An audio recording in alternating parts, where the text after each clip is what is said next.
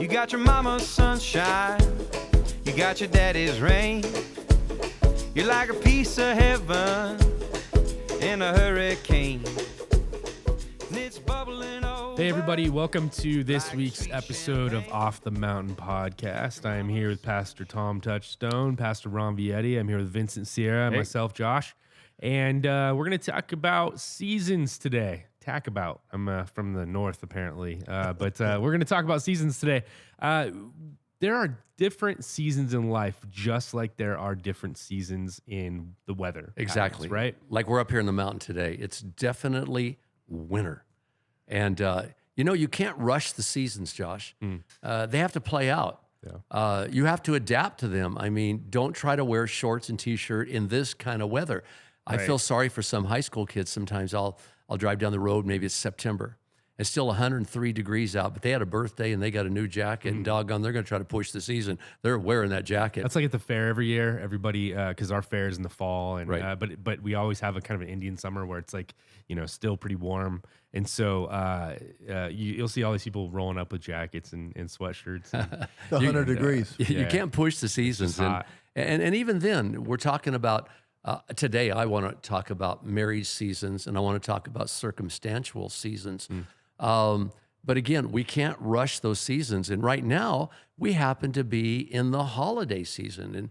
And, 10 days ago in my sermon, I talked about World War I and how, the Germans and the British were out fighting one another in these foxholes. And all of a sudden, they called a truce.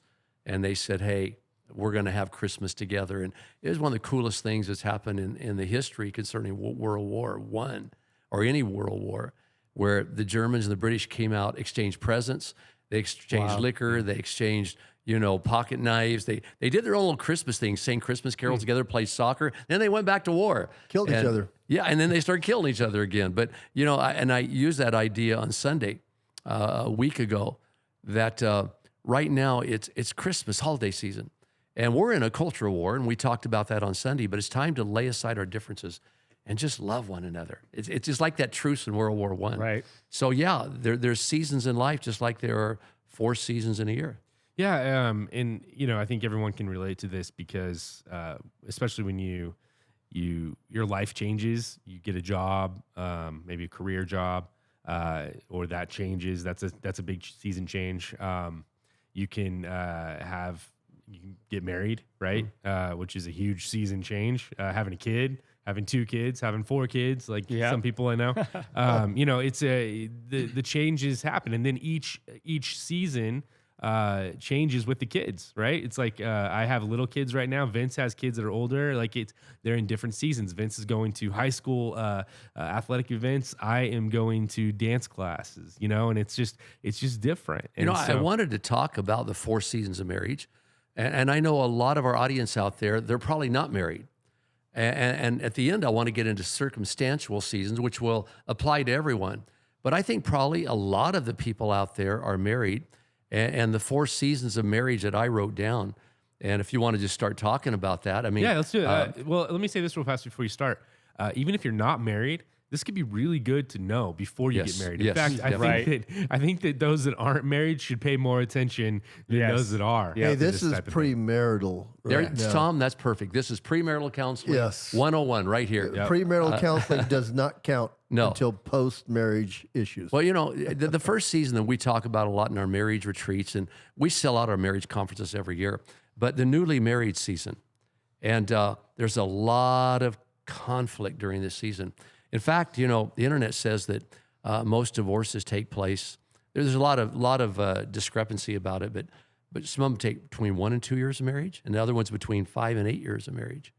And I think what it is there's a lot of changes to be made, and some people can't adjust to those changes. Expectations. A lot of women, especially, and guys have this fairy tale marriage thing, and so they come into marriage with all these expectations. And we know expectations equals your peace. So if you have all these high expectations about marriage, and then you're married 2 or 3 years, and the romantic stage that we know of in Hollywood doesn't remain, sometimes you start questioning that marriage, going, this isn't the way I thought it was going to be. Let me clarify what you just said, because I think it's important. the expectations, if you have too many, that can cause a lack of peace in your relationship. Exactly. Yes. But if you have to have some, right? Some. I mean, but at the same time, there is a balance there, right? And that's the word, balance, again. And just having enough respect for someone to believe in them, to have like expectations, but then also not to like think that they are in charge of your happiness. Some young married, You know? that is huge. Right. What you just said is huge. Again, as Christians, we feel you should get your fulfillment in Christ. Let me give you an example. One summer, I had like 4 young couples come in, and in one sense, they were very similar. All 4 couples are probably married about 6, 7, 8 years, 10. They had a couple kids. And in all 4 situations, basically what they were telling me was, we've lost our romanticism in our marriage. We don't have that romantic flair. We're not having that fling, which you couldn't live by that all your life anyway, the way Hollywood builds it up.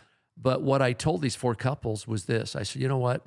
I said, you're going to have to come to a place to where you get this romantic flair. You get this excitement. You get this adrenaline rush in your walk with God and your purpose in life. And then it's like, by the way, I'm also married.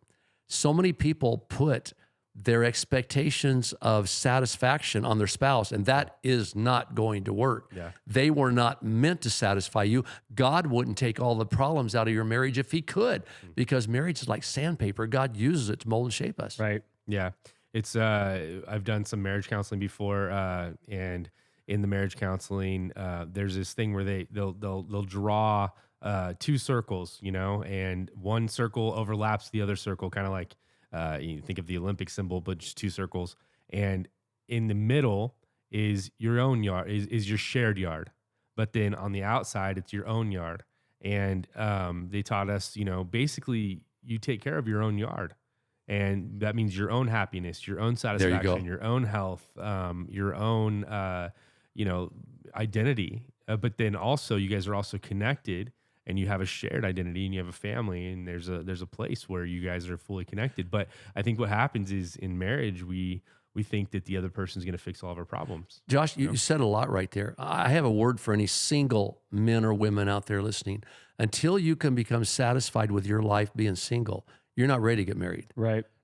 You can't think that marriage is going to fix everything. And also on the other end of it, don't come into a marriage thinking I can fix that person, No. because you will end up frustrated. No you know? person can do. I used to have a trouble because I think all of us at this table have done a lot of wedding ceremonies, and when we had the unity candle, you'd always say you light one in the middle and you extinguish the other one. That's never really true. I like the idea now where they pour the unity sand in, because you always see the relationship between your individuality and being mixed with another person. So funny. I mean, sometimes when you try to leave them all lit, one would go out and then go, is that a bad omen? And you're like, no, it's not a bad omen. Oh, you're cursed. You better, But isn't that true? I mean, you're bringing yourself into the marriage, and you're going to grow together.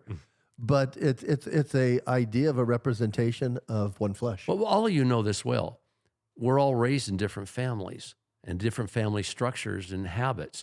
And so all of a sudden, we got this one little sinner being united with another little sinner to live under the same roof. And all of a sudden, all these things from the way we were raised comes to surface. In other words, when we were at home, we went to bed at 9 and got up at 5. Yeah. Not me. I go to bed at midnight and get up whenever I can get up. My dad was a fix-it guy. He fixed everything, and I expect you to fix everything. And then you marry somebody like me that I hold the ladder for my wife while she fixes things. And so, you get all this turmoil of saying, in my family, we rolled the toilet paper this way. That's why a lot of marriages don't make it. Young marriages, they cannot adjust to all the changes all of a sudden. And I think they have a responsibility to be better than when they started. Because I think what happens when a lot of young people get married, they kind of like, well, I did it. And they start going, like you talk about incline, recline, and decline. And you talk about it in growth. And I think what happens when young people get married, they're like, I did it, I got married. And they go into recline, like, I don't need to try anymore. I don't have to go to the gym anymore. And some of these things are superficial, but I can slack off a little bit. I found the one I marry, and then their marriage starts going to decline because they stopped being responsible for themselves, like you talked about, because they stopped attending to, maybe they were not in the Word as much as they should be, and they started doing different things that changed before they got married versus after they got married. And that's huge. And so if you're out there and you're young and you're married and you're like, I did it, you just started. And all the guys at this table can tell you, you're just getting started. There's so much more than Well, like just. you're talking about seasons in marriage. I mean, About what? you're talking about seasons in Right. marriage. They said demons Well, and we're marriage. I thought, but we're really going spiritual today. Apparently, I need to enunciate a little bit better. But no, seasons in marriage, and you know, it's there are different seasons. There just are. I mean, there's you said there's 4 different ones, right? I was going to talk about 4, and I was kind of camping out on this this early marriage, the first few years. Let me talk. I want to add to the early marriage thing because I feel like I can relate to this too. So when Hannah and I got married, my wife, I careful, love. 'cause she's right no, outside she's outside. right She can now. probably We can- hear me. I'm okay. She listens to the go get her. podcast, so she says she learns things about me from the podcast, and I'm like, that's interesting. I'm like, we don't talk enough. And Tom's like, that's fun. But when we first got married, I liked playing video games. It was just something I liked to do. It was like a de-stress time for me. Like I'd come home, like I'm gonna play like an hour of video games, and it would drive her insane. I mean, like she would get really, really mad. She's like, really? So when we had our first baby, I was like in full stress mode. I'm like, man, like, okay, the baby's asleep. I'm gonna play video games, and she's like, really? You're still gonna do this? And I had to go back and look back and say, like, I had a compromise. I had to say, like, is the video game worth, and this is early in our marriage, like this thing that's causing, you know, this situation in our marriage, and am I selfish enough to keep playing, like if it's bothering her that bad? And I think you have to go back, and there's gonna be times where you have to realize you are being selfish, and you have to give up some stuff that you used to do before you got married in order to have peace, in order to, you know, move Vince, forward. you said a whole lot there. When kids come along, now this might be one of the reasons that there's divorce rates at very, 1 and 2 years of marriage and 5 and 8 or whatever I said. Kids come along. Now, maybe you've been married 2 or 3 years and you're just starting to get it down. Man, we're going out on dates. We're kind of keeping whatever part of that initial romance we had going. And then all of a sudden kids come along and now you don't have time for one another. You feel neglected. All this arguing starts. Let me say something right now to the parents of young married children. You play a big role. I mean, if you're good parents and you have, kids in their 20s married, offer to babysit once a month when they have small kids. You say, Yes. hey, we really want to do it. We want to be with the grandkids so they can go out and have these date nights. But I think that could be the cause of some of the early divorces. Yeah, for sure. I mean, that's it's huge to make sure that you still prioritize one another. Well, I was heard something some time back, and this young girl called her dad. She'd been married for a year or two. She says, Dad, it's not working out. I'm coming home. He's, sweetheart, you're already at home. And then another one, I love this commercial. I can't remember it exactly, but this guy's in bed sick, and he's being a big baby, and his wife comes through, and he says, hey, sweetheart, when I was sick at home, my mama made me homemade chicken soup. She left the room, come back, threw the keys at him, and said, go to your mom's house. That's about right. Yeah. But it goes back to expectations, doesn't it? It does. That it was does. what they thought the expectation was. I always try to talk to young couples and tell them, don't bring those expectations into the marriage. Don't bring somebody else's marriage into your marriage. Yeah. You might need to hear that out there. You came in and you brought your parents' marriage in, or maybe some idea of a marriage. You got to leave that out because this is your marriage. You're instructed to leave and cleave, according to the Bible. And you cannot expect your spouse to do it the way your dad did it, or your spouse to do it the way my mama did it. You got to leave and cleave and start your new thing. And a lot of couples just can't make those adjustments. So you want to talk about the middle age. Now, this is going to hit where Vince and Josh is. And then pretty soon we'll hit Tom's, where it's empty nest syndrome. But let's talk about the middle age for a second. These are after you've been married, say 10 to 20 years or whatever, and now you're focusing on your career. You're trying to get your kids, in junior high and high school, and at that stage, sometimes you can experience inner turmoil. All of a sudden, with your identity, your choices. Did I make the right choices? And then you might even look at mortality at that age. I don't know. You get bored, you're unfulfilled, and this is where that terrible midlife crisis can hit between 40 and 60. Now, you guys are both over 40, aren't you? Yeah. I know Josh is. You're over 40. In a month. Yeah. And Tom and I are past it. I think I've had a couple. I'm 40. Midlife crises. Midlife already. crisis. It's out there, man. And again, it's where you start looking back and you start questioning your life, going, man, my ships are slowly sailing away. I think time goes faster during, I hit 40 and I start thinking about, and I know, you can't in retrospect, but I'm like, I wish I could have gone back and just done more with my older one, my high schooler, I'm like, oh man, I wish I would have been able to do with him when he's younger. But now it's like, I have the time now and I got to just be present in the moment. I can't live in the past. I think one of the things going into your mid that comes from the younger part of your marriage too, and I want to make sure I wanted to say this, is also be careful who you let speak into your marriage. Because I think especially when you're younger and in your middle, you're going to start having issues. When those issues arise, you're going to go to different people in your church. And if you get bad advice early on, that stuff will stick with you. And you got to be able to take good advice and bad advice and separate those two things. You can't let everybody speak into your marriage because it will play into your mid. It can destroy you. Well, it'll carry on into the middle of, like you said, your mid level of marriage. And those things that you thought, like you said, expectations, what people said, this guy should be doing this and she should be doing this. And it's like, wait a second, who said all that? So you get to that place and then that all plays out in the middle where you're raising kids and you have all these expectations like we talked about in the season, and it gets deeper. Well, it gets worse. I'd like to piggyback on that, Vince, because you also have to watch out because you don't want to bring your parents into a lot of the major conflicts. Minors, you could bring them into. Major ones, you want to leave them out because you're always going to go back to blood. Yeah. I mean, it's one of the things I told Danny and Tessa when they first got married. I says, you guys keep your major problems in your marriage. Right. If you just want to throw a little idea out and said, hey, we're dealing with this, we're fine with that. But, just your major ones you need to work out. But also they have a relationship with Jesus and they also have a relationship with their local pastor and local friends. I said, that's what they're for. You want to go to the people that are wise in that area. Yes. Pastor Ron's always said it. If you go to a church, look at the families, look at the structure. So I would tell you, if you're out there, be careful what you tell your parents because it can taint them. Tom, let's highlight that. I was a horrible person the first 10 years of our marriage. If my wife had told her parents everything I did, they would have never forgiven me or allowed me back into the family. But my wife was smart enough. She kept it to herself. The only thing she did wrong that I think she should have did differently, she should have told someone. She didn't tell anyone. Right. Because I was a horrible, horrible, horrible person. But she was smart enough not to go tell her parents and not to get them involved because she loved me. She would eventually forgive me.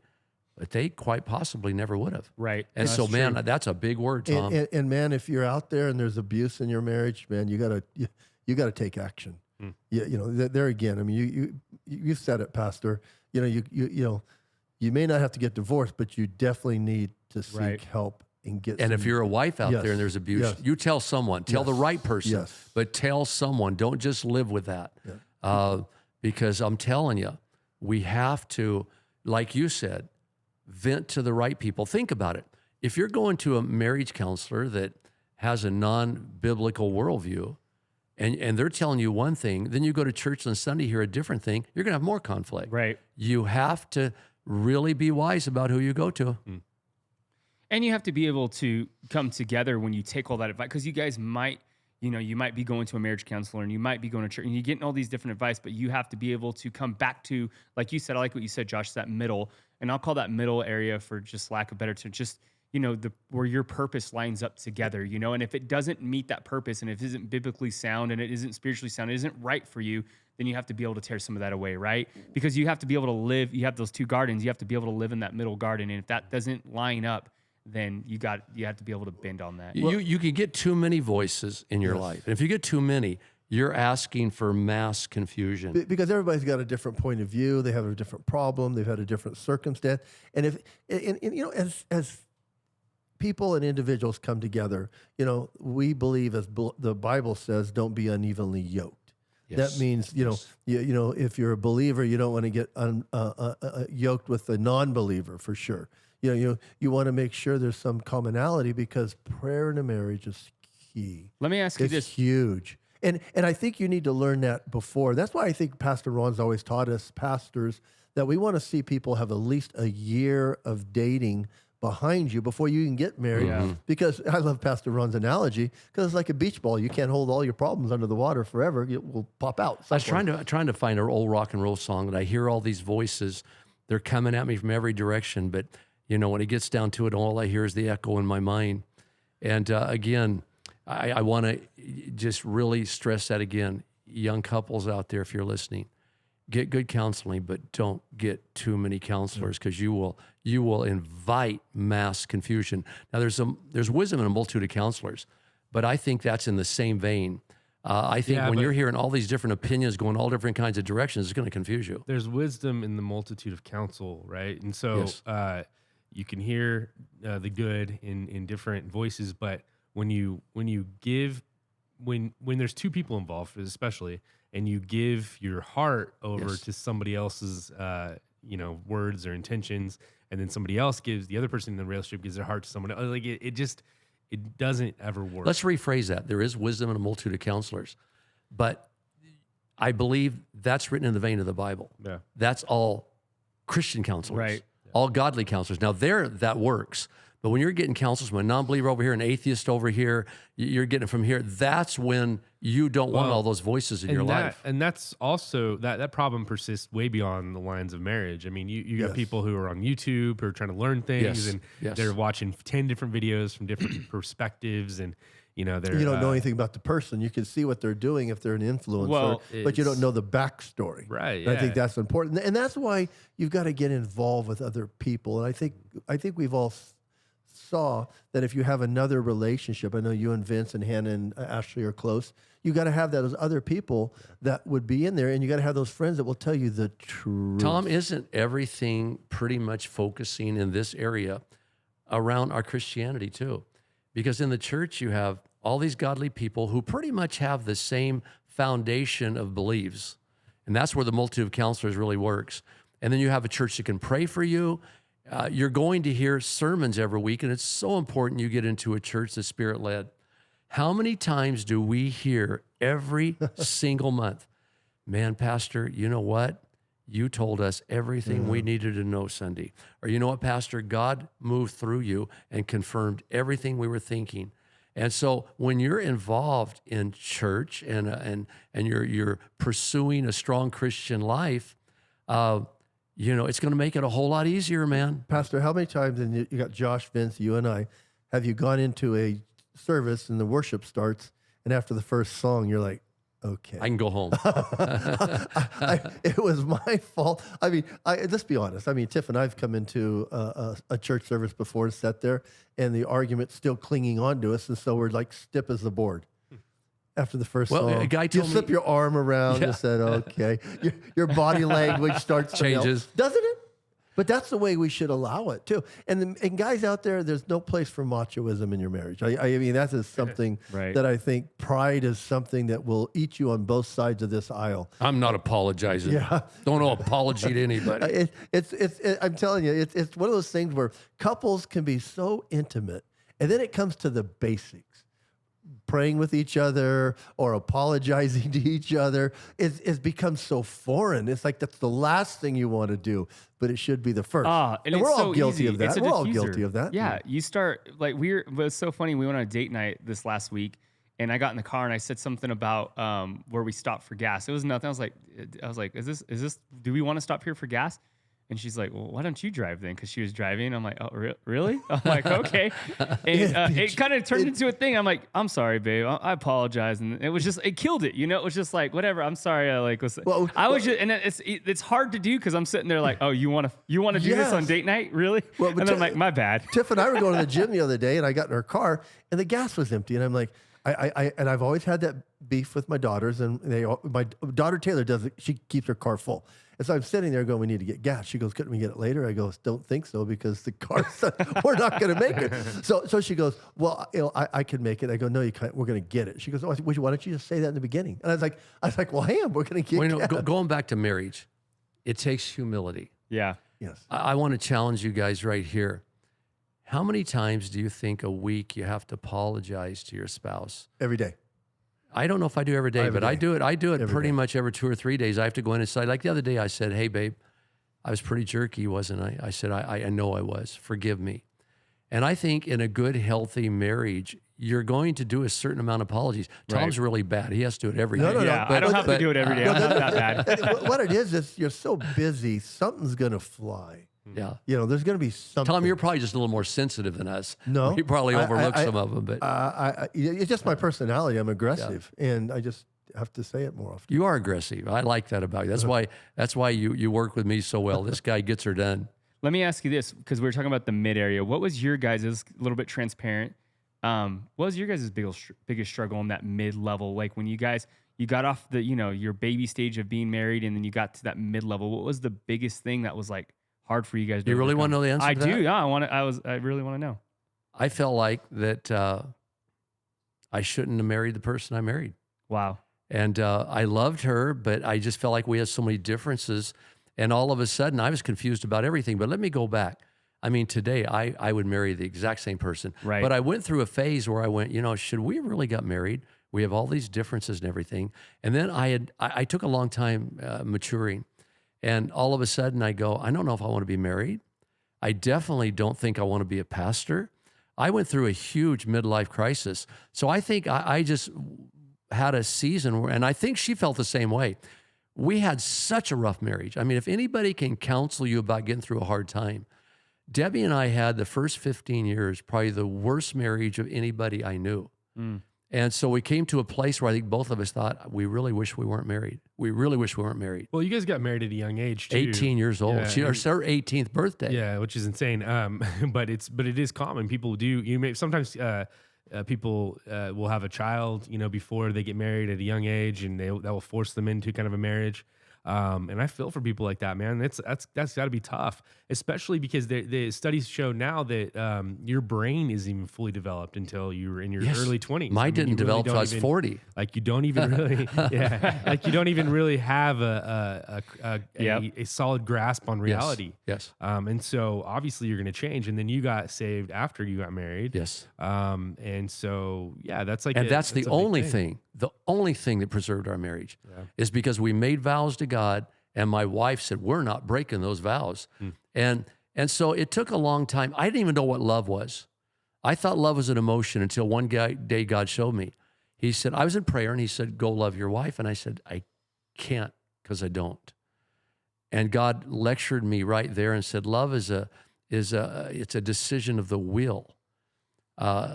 You're supposed to love your wife because you made a decision to love her. The feelings will follow. And that day was a defining moment, because I started loving my wife at that point out of a decision of my will, and then the feelings followed. And all of a sudden I go, I'm really in love with her.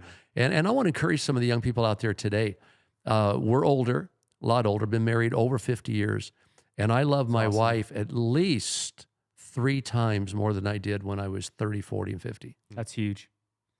Yeah, it's rare, I think, for people to stick together for so long. I think that's something that not a lot of people get to experience. They don't get to experience the depth of a relationship that's went through so many seasons, right? And so many trials in the seasons. Josh, that's the way love grows.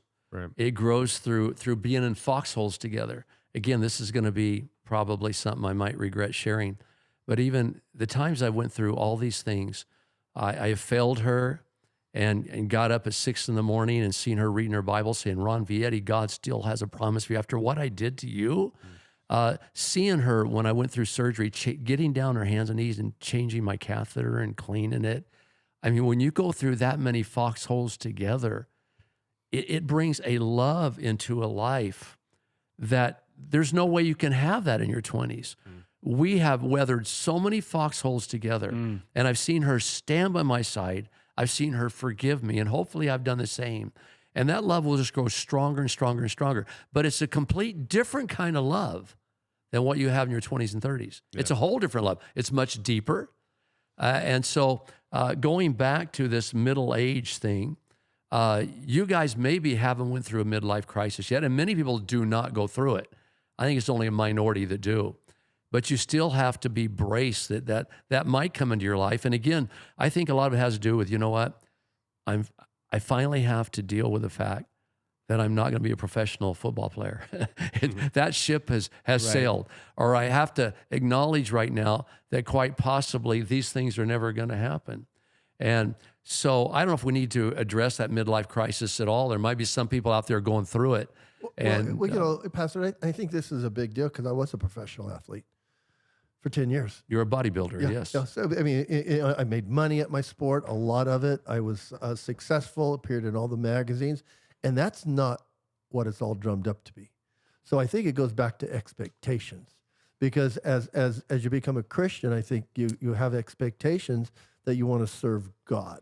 And I think that expectation for me kept me going through the phases of life. And then I think when you get to a midlife crisis, if you keep yourself focused and you keep challenging yourself and you keep going and you keep changing, the big word nowadays is self-improvement, life change, maybe a life coach. I mean, if you keep doing that with yourself, I think you can avoid a midlife crisis, because a midlife crisis goes back to regret. I think most Christians should avoid it because we find our purpose in Christ. We find our purpose in the kingdom of God, and we're constantly being fed, which other people aren't. Did you realize that the majority of the people in the world aren't being fed? Well, they're not spiritual, but they're not getting the encouragement and the counsel that we're getting every week just in sermons on Sunday. Right. They're not getting what we get. So can it suffice to say that I think all people who are taking their Christianity seriously, especially men, should not go through a midlife crisis. Now, ladies, on the other hand, we got menopause and all those, those very Chemical real changes in the chemical body. changes Yeah. that we have to deal with. Which is real. Right. Well, you're talking about going through these trials too, but trials isn't the same as the midlife crisis. In California, we have a lot of wildfires, and it burns significant amount of forestry. And they say in those wildfires that they're necessary, that those fires are necessary because what they do is they burn. The only way that you can get the seed out of the pine cone is by heating it up and burning it down, and then that gives room for new growth with pine trees. It allows new trees to grow. And I think in our marriages, in our current state of life in these seasons, if we don't go through those fires in our marriages, if we don't go through those foxholes, then we're not able to see new growth. And I think that's one of the things that I'm learning in this mid-level area is allowing for new growth, letting things die that need to die, and then moving on past that, but letting the new things grow in my life and let those things take root so that I can become the person God has me to thinking about become. farming, if you want grain, you have to have rain. Right? Right. Rain leads to grain. I mean, that's the truth. The storms lead to the crop. Right. I mean, if you never have the storm, you never have the life. If you go that back to the agricultural illustration, I was in ag for 16 years. You got to have more than rain. You got to plow the ground.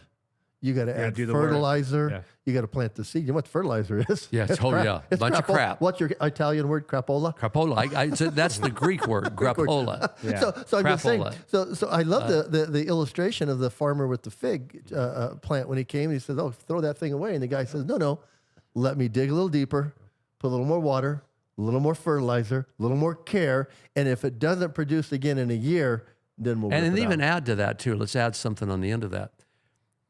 Being married this long, I know there's certain things in our lives that probably are never going to change.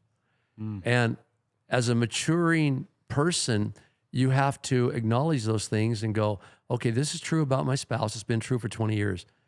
And it's probably never going to change.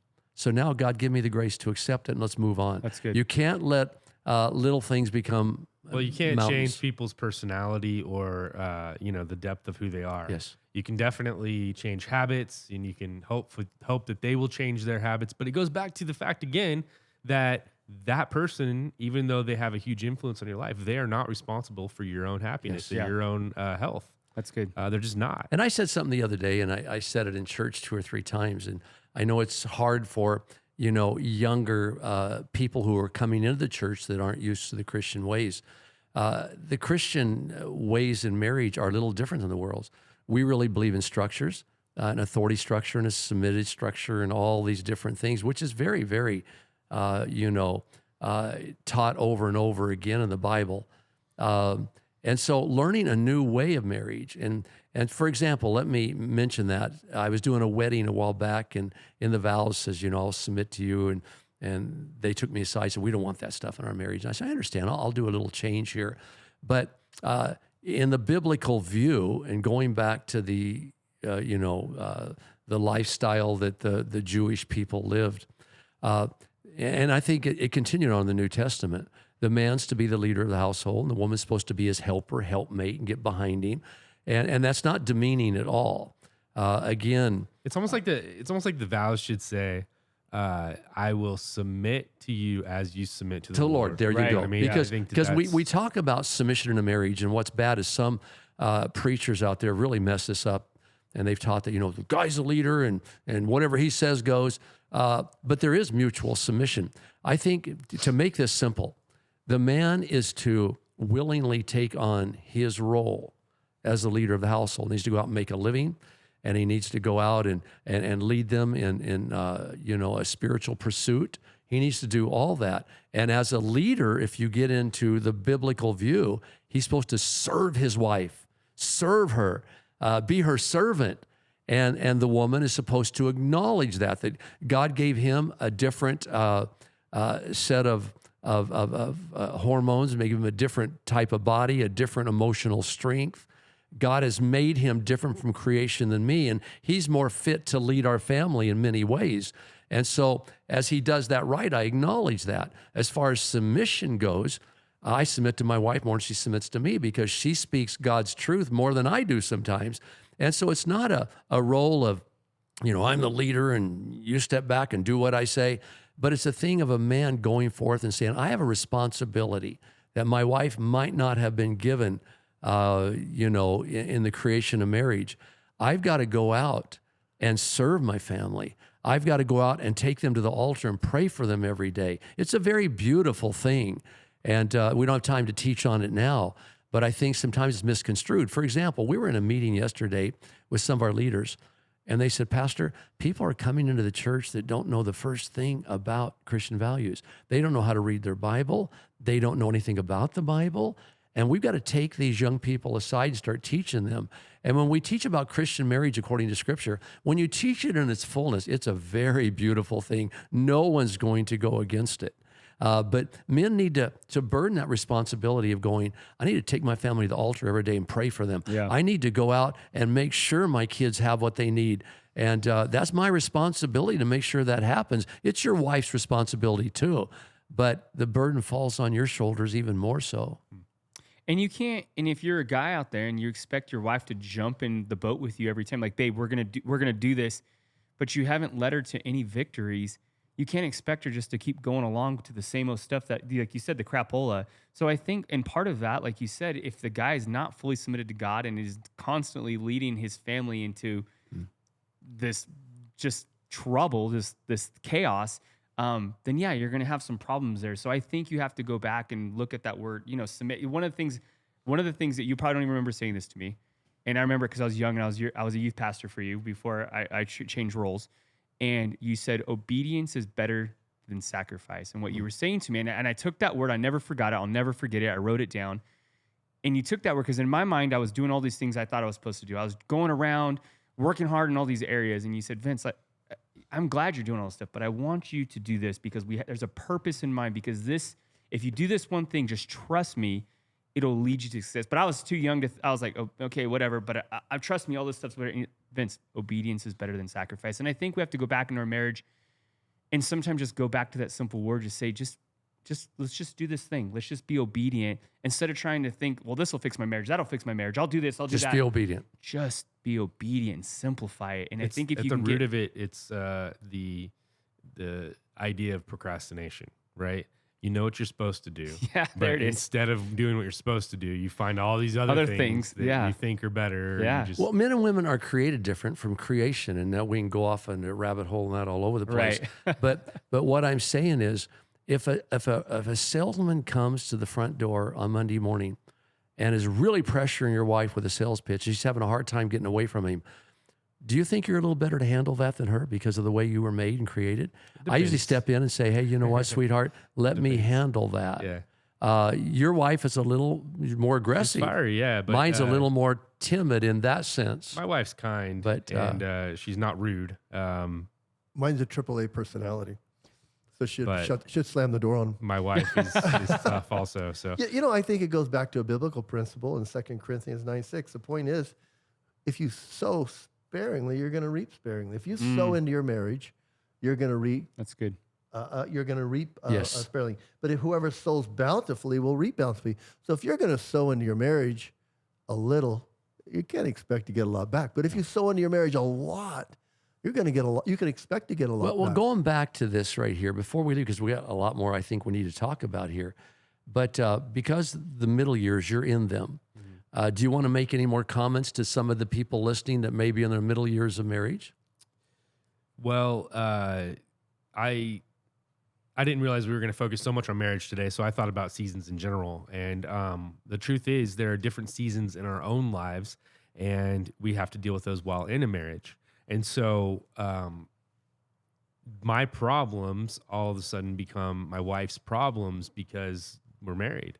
And so I think that if you have some issues going on in your life and your spouse doesn't quite understand it, just pray that they would give you space and they would understand what you're going through. Yes. And I mean, pray it. Actually pray it, because when a lot of those battles can be fought in prayer, because God does change hearts. He really does.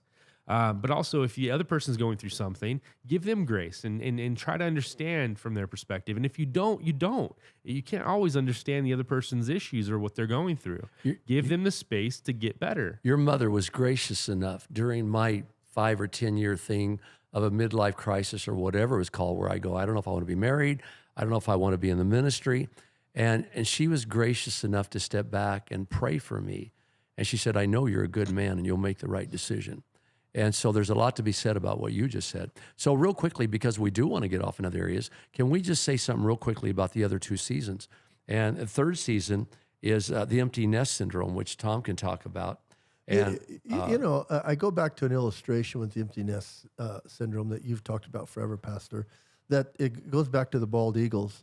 The mother bald eagle at one point starts making the nest a little uncomfortable for the little eaglets, right? Yep. And then finally at one point, the eaglets kind of fall out of the nest.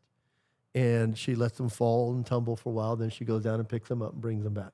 And as you do that, I think this, as Josh and Vince are sitting here. Of course, Josh, you can't even think about it because they're too young. Vince has got a freshman, getting ready to be a sophomore and Junior in high school. Yeah, he's gonna have his What the driver's heck? license in a couple weeks. You could start to see reasons that you've got to make the nest a little rougher Stop. because You're life. speaking a mouthful. Yeah, because- you have to prepare for this season. When you see it Yes. coming 3 or 4 years off, you have to prepare then. You That's can't good. wait. And because all of a sudden what you will do, if you're not prepared, the kids are gone and you'll feel a sense of a loss of purpose. Well, and you'll go, wait, I was a soccer mom. I coached Little League. I did all, now what do I do with my life? They're gone. That you focused your whole life around them. And if you didn't prepare yourself, it's a very lonely time, I'll tell you. And it prepares them for life. Yes. I never planned on making it easy for my girls because I don't believe life's easy. And so when they would go through hardships, and I remember my daughter who played, college tennis, and her coach and experience like that, I just, I took the same opinion with her coach as I did her future husband. I said, you need to keep the hard things between you and your coach because it makes me dislike him, and I want to like him. And, I was able to like the guy. So I'm just saying, as they prepare to get out, it helps us prepare for them to be And out. what you want to not become is what they call a helicopter parent. No. Where you hover over them and you don't release them. And because you're not dealing with this empty nest syndrome, you're trying to show them how to run their life. Here's what you should do for a job. Here's how many kids you should have. This is when you should have kids. And they start resenting you terribly, going, hey, I don't want you running my life. And When Taylor was being recruited for tennis, I remember Coach Scott Springs in University of Rhode Island. He called me one day. It was in the summertime. And he goes, Mr. Touchdown, I've been waiting 3 years to tell you this. And he goes, I'm not recruiting you. I want to talk to Taylor. a smart coach, smart. And I go, can you do that? He goes, it's 10 days after her junior year. I absolutely can. He goes, get ready for others. And I was like, wow. But I'm just saying, it was like, hey, there's a point where they have to deal with adults. And other adults will tell you that. And you have to listen to them. Well, you can even go into depression. And Debbie and I had to deal with this on a different level. When the grandkids were around a lot, like even on holidays, for example, the grandkids come, there's everybody laughing and everything. When they leave, instead of going, well, that's over with, we go, I kind of miss it, And people in this stage of empty nest syndrome can actually fall into depression, going, what do I have in life now? I just have you. Right. Look at their husband or what. I just have you. And so it takes a lot of preparation of seeing these stages on the horizon. Romy and reminded preparing for you them. or reminded you guys who you Yeah. have. Well, I said that. I said in church 10 days ago. We were babysitting Romy River, our little one, and She's 5. and she Or said three. 3. And so she told my wife, she says, you know what, I've got to go home because my parents really miss me. I've got to go home. And of course, Debbie, being a good grandmother, says, but oh, what will I do? I will miss you so much. And I was standing there and she goes, you got him. And But it's so true, though, isn't it, Pastor? Yeah. It was so true that a child could see it. But I think as people go through those seasons, they pray for it, they're better off because you don't get out of those seasons, Pastor, because you're going to have your family here. No. My kids are all home. And it's funny because Tessa's been living in Nashville for 2 years. And when they got married, Tessa was like, hey, you miss me? And I go, yeah, but I kind of miss Danny too, because you've been gone for a while, but he's been here all the time. So I'm getting a heavy dose of him right now, but I said, it will balance out, honey. But I'm just saying, you'll go through that, but you got to remember, if you keep something in your life that's going to challenge you, that's going to look forward to. let me say one last thing, because I know we want to turn a corner, but I want to finish this out. There's also the elderly stage in marriage. And this is where you've rounded the corner on the racetrack of life. You can see the finish line. And I know we do have some elderly people that listen to us out there, and I think we have to say this.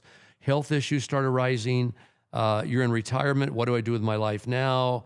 Should I make up a will or a trust? I know I'm going to die soon.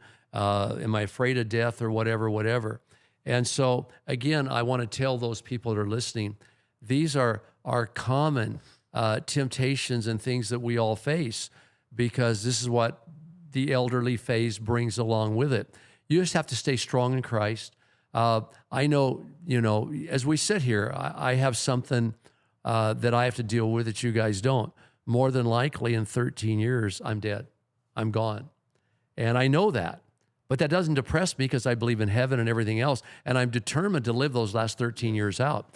I think so many people in their elderly stage, they stop producing. They just give up and wait to die. And so my word to them, and so we can go on with the broadcast, is stay busy, stay with purpose. Live every year you have. Right now, I might have 12, 13 years left. I don't know how long I'm going to live. But you know what? I'm going to live every year. I mean, I've got a whole year ahead of me, and I have purpose. I have things I've got to get done. That is the key. And one thing I want to say to our listeners too, this is even good for you guys. Whatever you do in your 40s prepares you for the 50s. Yeah. Whatever you do in the 50s prepares you for 60s.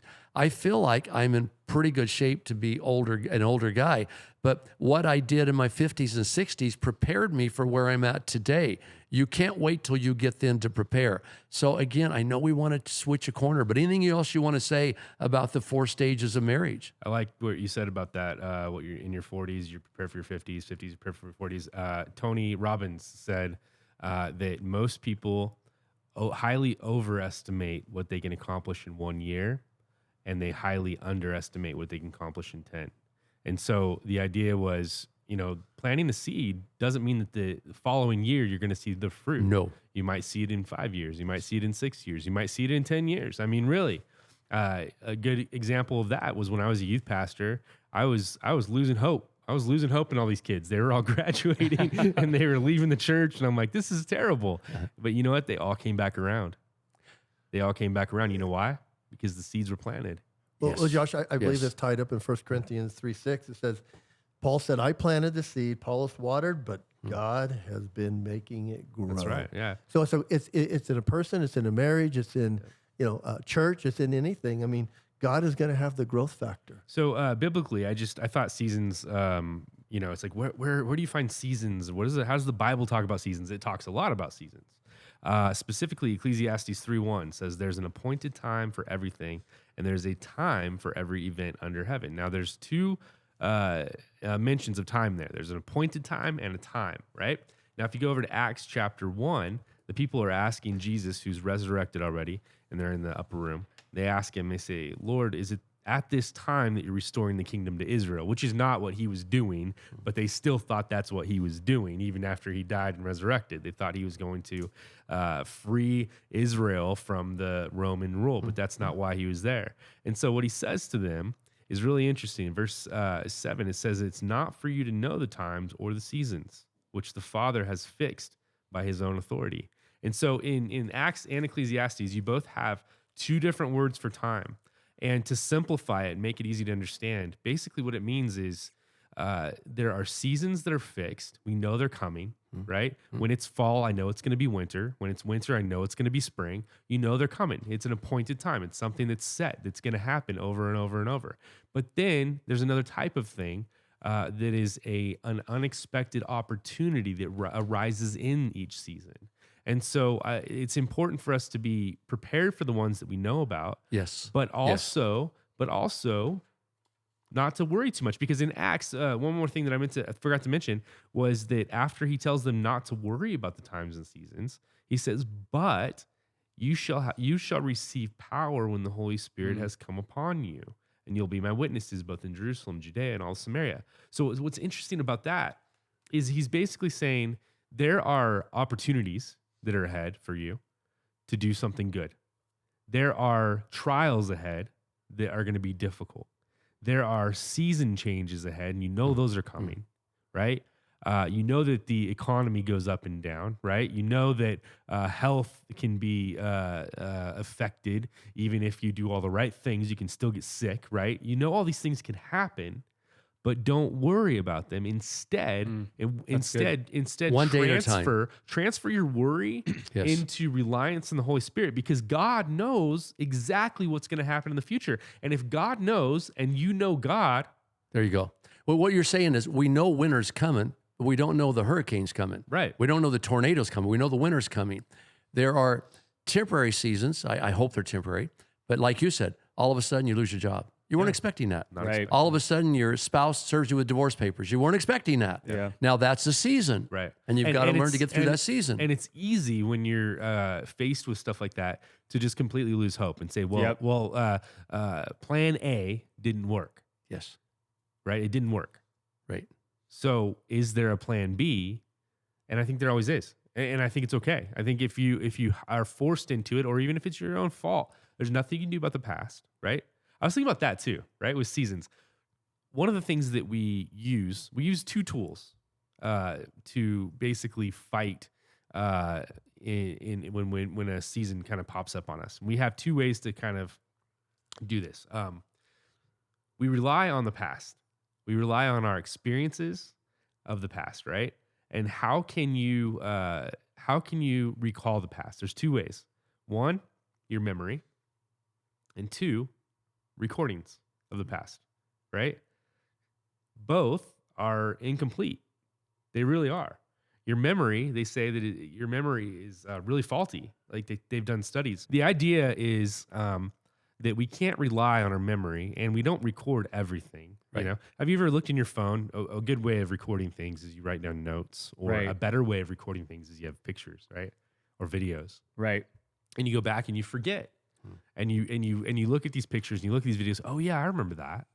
Right? You can't remember everything in the past, and Right. so when we come upon a brand new situation, what we do is we go into our memory. We try to remember everything we can, Right. and then we maybe go to a recording note, something we've written before or something that's been written before. We try to learn what can we do here. But reliance on the Holy Spirit is totally different. Yes. It's listening. It's believing that everything's going to be okay. It's having faith. And it's not complicated to have that mindset, but it's not easy. I think it's easy to be distracted. That's why we have the Holy Spirit called the helper. You have to ask him to help you. But how do you get in that mindset of just really being reliant? Well, I think one of the things that happens in these seasons is we overreact.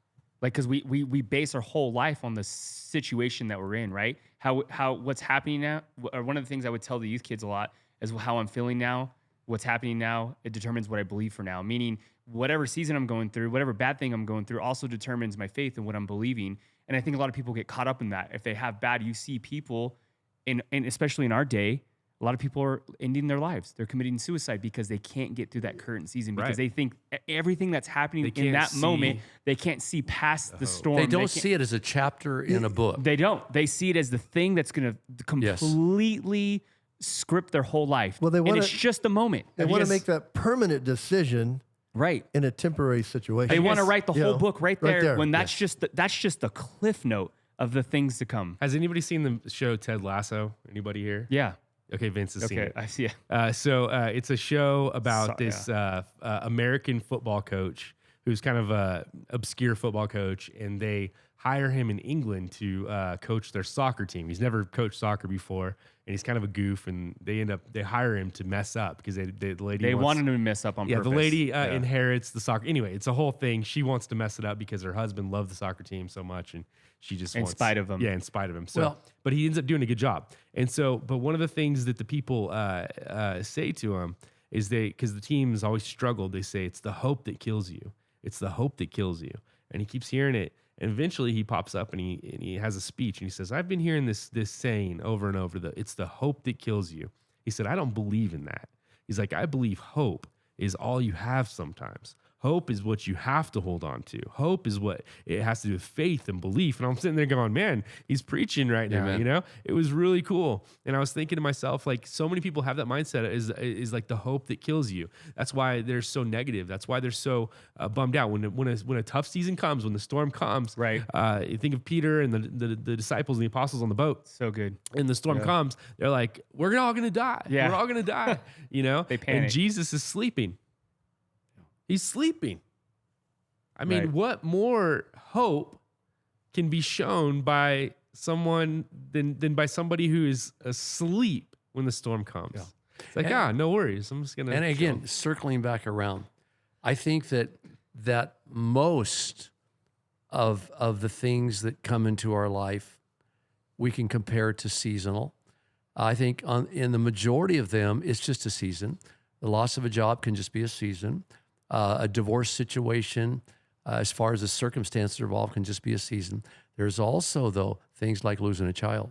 Yeah. Now, I think if I think we're going to have to maybe, I'm not even going to say it. If I say continue, because we never continue. But I think if I had to end with any one word for anybody in any season of life, it's a chapter in your book. It's just one chapter. It's got to have a start and got to have an end. Don't push it. Don't rush it. Right. Seasons, you can't rush winter season. You can't rush summer. It's got to play its way out. Don't rush it. But if I had to say one thing to you, I'd say choose to bloom where you're planted and get the Holy Spirit to help you do that. You can't do that on your own. Ask for God's divine help to bloom where you're planted.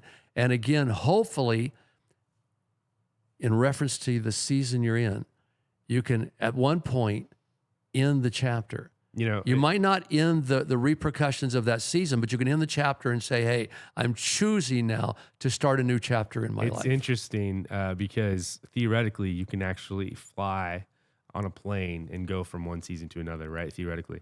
But when I got married, my wife and I got married, we went on our honeymoon and it was a little bit rainy on the day that we got married.